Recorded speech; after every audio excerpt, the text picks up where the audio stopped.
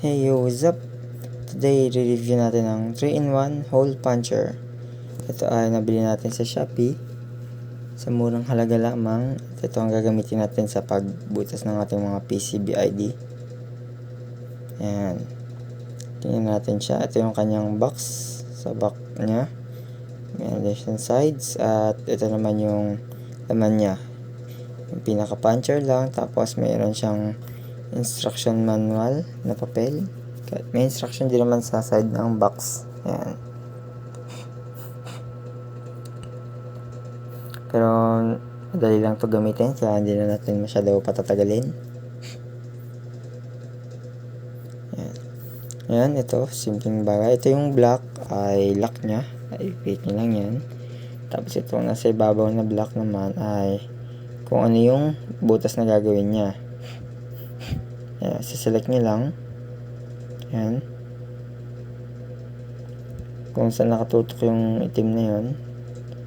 Sa bilog. Sa kanyang slotted na pahaba. Tapos ito yung corner. Kung magre-radius kayo ng corner. Ito naman yung kanyang ruler. Set nyo. Pwede nyo ikabit sa kabilang side yung ruler. Ito yung ilalim. Inalis ko yung cover para makita natin. Diyan lang yan nakalagay. Minsan pag mga PVC, yung gumaganit siya, check nyo lang kung may nakakain dun sumasabit. Ito halimbawa, meron tayo ditong design. Makakat na siya sa sharp edge nya. Ayan, re-radius natin siya. Kaya natin ng round corners. Ayan, tatapat lang natin siya dun sa gitna. May stopper yung ruler guide natin. Tapos tatapat natin siya sa gitna nun. Siset nyo na nakalagay sa kanyang corner radius. Ayan. Press nyo lang at ayun. Napakadaling gamitin. Straight na siya out of the box. Ayan. Gawin natin sa apat na corner.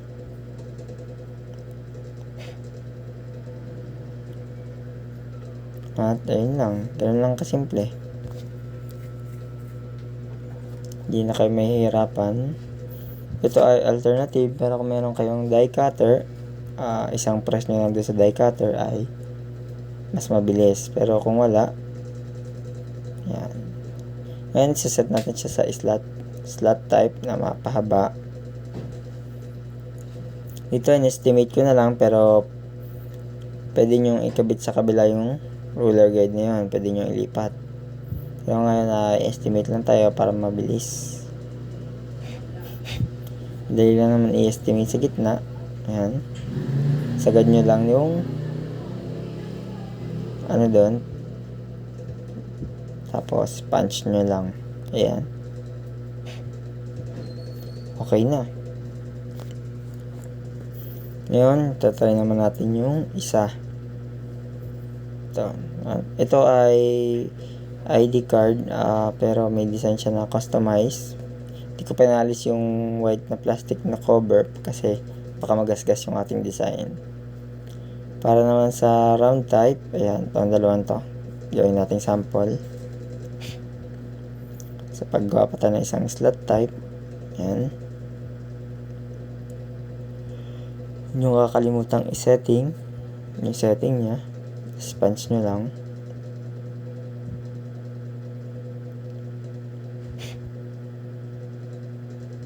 Ayan. Itong ay ATM size. Ayan. Tapos para naman sa round circle type, hole type lang siya. Tapat nyo lang. Ayan, tapat nyo lang. And then punch. Yan na yung pagkakaiba ng dalawa. So, yun lang. At napakabilis lang na tutorial. Review lang. Quick review lang ng 3-in-1 puncher na nabibili natin sa Shopee, Lazada. All good siya. Maganda gamitin. At ang naging issue lang ay yung kung may sumasabit lang na natirang nakat. Madali lang naman tanggalin yun sa ilalim, sa corner. Pag may sumabit, hindi siya babalik ng ayos. Kaya, yun. Hanggang sa susunod, at Kita-kits sa susunod na video. Peace!